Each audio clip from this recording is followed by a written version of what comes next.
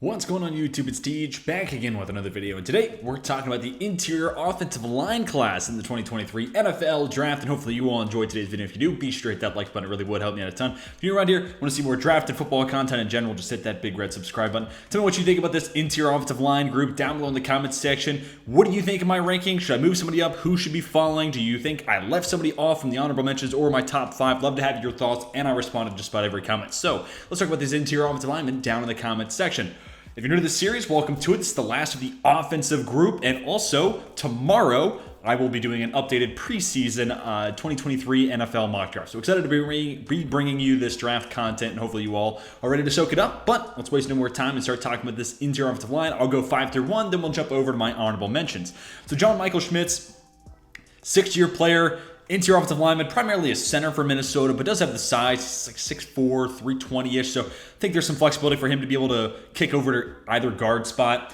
He's kind of an interesting one, and there's a couple of older players here in the interior offensive line, which is probably good from an NFL standpoint because these guys are a little bit more mature, maybe a little stronger.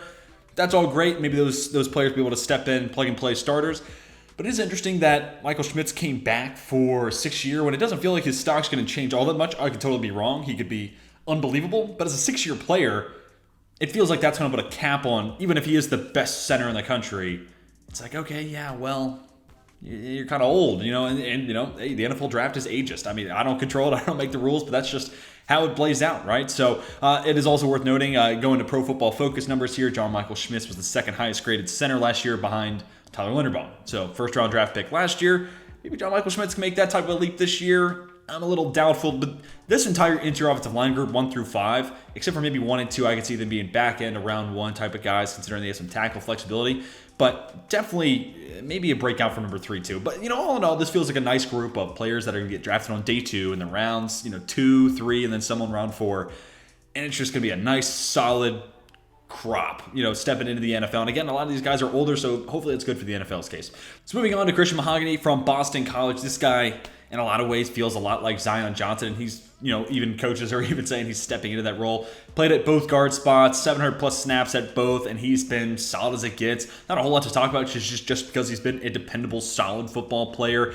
Maybe a little bit of a quirky stance. We'll see where the athletic measurables come, but like he epitomizes exactly what a solid late second round interior offensive lineman. Maybe he'll move the needle a little bit more, but you take this guy on day 2 and you need a guard. I'm feeling pretty good about Christian Mahogany being able to step in and provide for my squad. So then Laden Robinson. This is a guy who could totally, he could change all this because physicality is there. The size is there.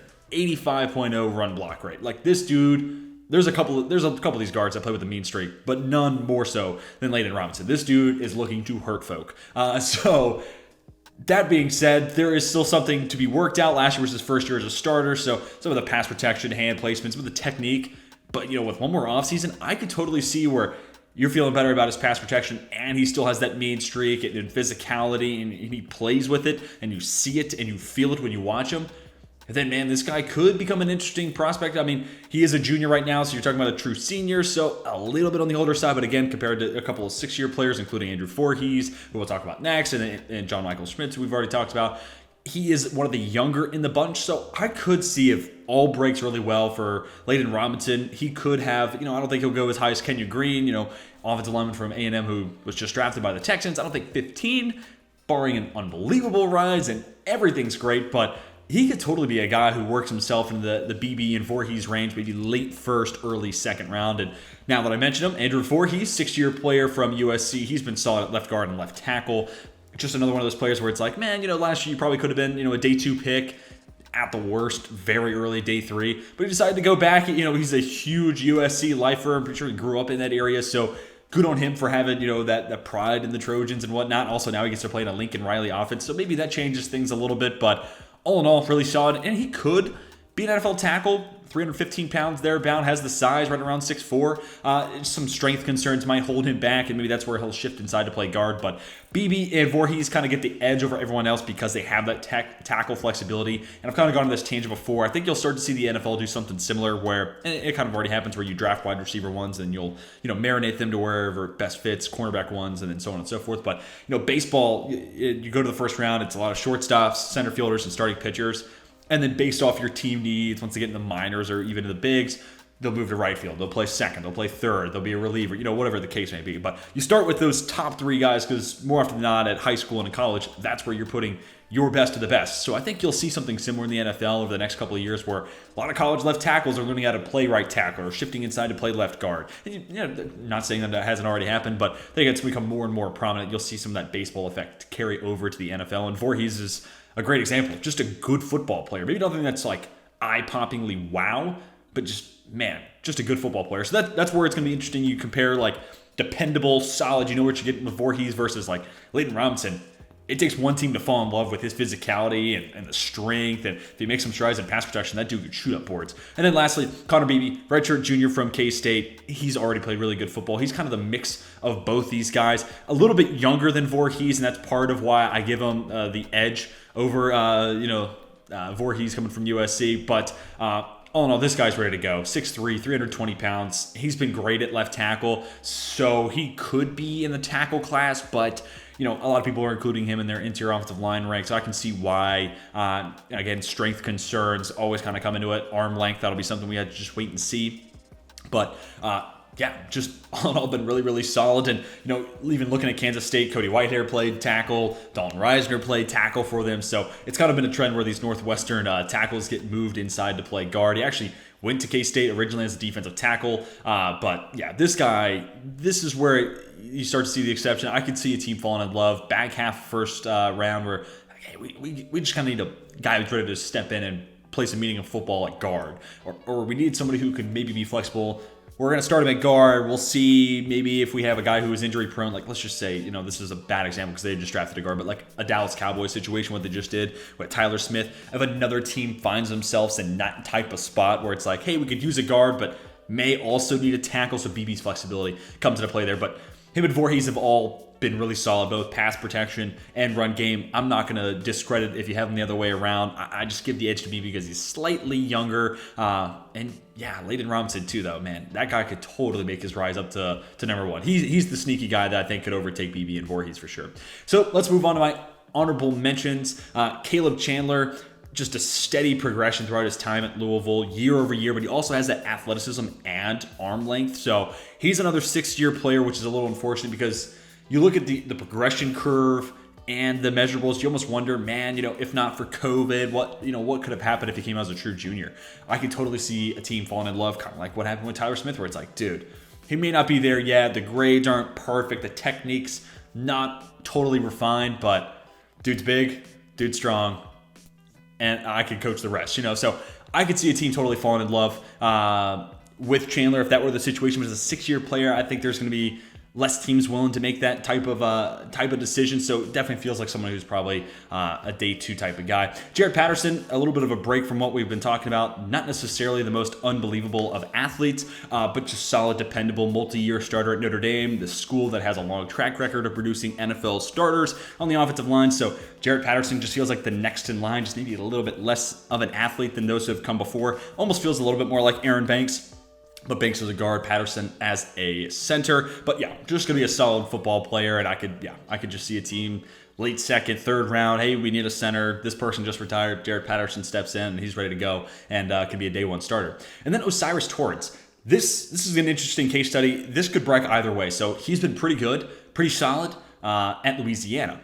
For the Raging Cajuns, and now transferring over to Florida. And some of the concerns with him maybe like play strength and overall weight. Needs to get a little bigger. But going from Louisiana to Florida, that's a pretty sizable step. And, program and also just opponents, the conference, everything. So that leap in and of itself might be enough of a needle mover and might give him the resources he needs to put on some extra weight, gain some extra muscle, and alleviate some of those concerns.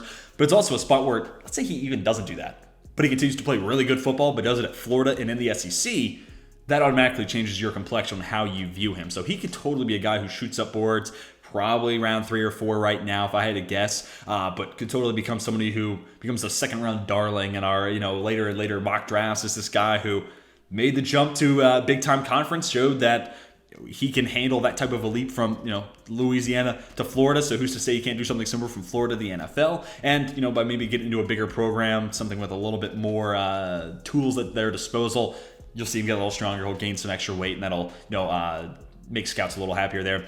And then Emile Ecuador, butchered that pronunciation. Emile Ecuador, Alabama offensive lineman. It feels like you kind of have to include them in this spot. Emile Ecuador is another one of those guys where plays the mean streak. Not totally refined as a pass protector. Pops up a little bit. Sometimes he'll drop his head. Little things that even from afar you'll notice, and you're like, that didn't look quite right, but has strength and will move people in the run game. So there's something to work with there. And it's also, you're talking about kind of like Osiris Torrance getting into Florida and an SEC school.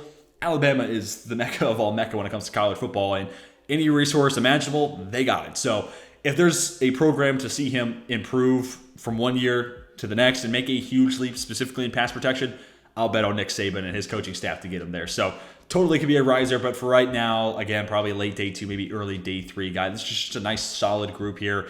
And, this interior offensive line group is maybe not as dominant as it has been for Alabama in years past, but Ecuador is still a solid talent, and we're still talking about one of the best offensive lines in college football. And then Jordan Mcfadden, want to throw another center on here. We already talked about Patterson, but an interesting player for where the NFL is moving, right? Like, I think about Cam Jurgens. I think about Jason Kelce, of course. They both play on the Eagles. Think about Tyler Linderbaum. He's 6'2", 300 pounds.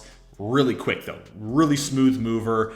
Plays in, a power conference at a big-time school, playing big-time games. Hopefully Clemson can get back to where they were, 2, 3, 4 years ago versus where they were last season.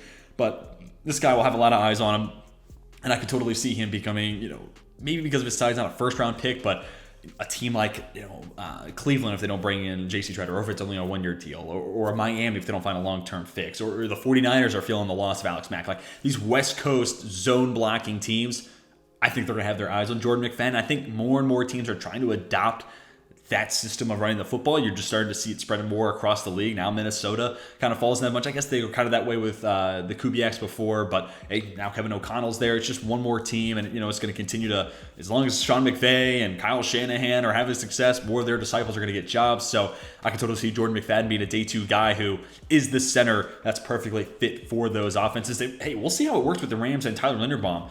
It's traditionally a power blocking scheme, but maybe if they add enough wrinkles in the mix, get him being Tyler Linderbaum out in front of Lamar Jackson and J.K. Dobbins on, pin pulls and whatnot, that's really interesting, and maybe that'll change how offensive lines, one, just overall are coached, but also how you can incorporate it. Maybe you change up the scheme and how it flows and whatnot. So hopefully that all made sense, but that'll be an interesting case study, and maybe it improves the draft stock of somebody like a Jordan McFadden. But that is going to do it for my early interior offensive line rankings. Tell me what you think about this group.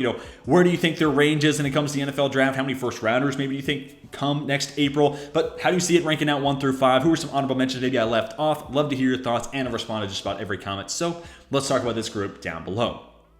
Hopefully you all enjoyed today's video. If you did, be sure to hit that like button. It helped me out a ton. If you're new around here, want to see more sports content, just hit that big red subscribe button. That's going to do it for me. Hope you all have a fantastic rest of your day. And until next time, my name is Tej, signing off.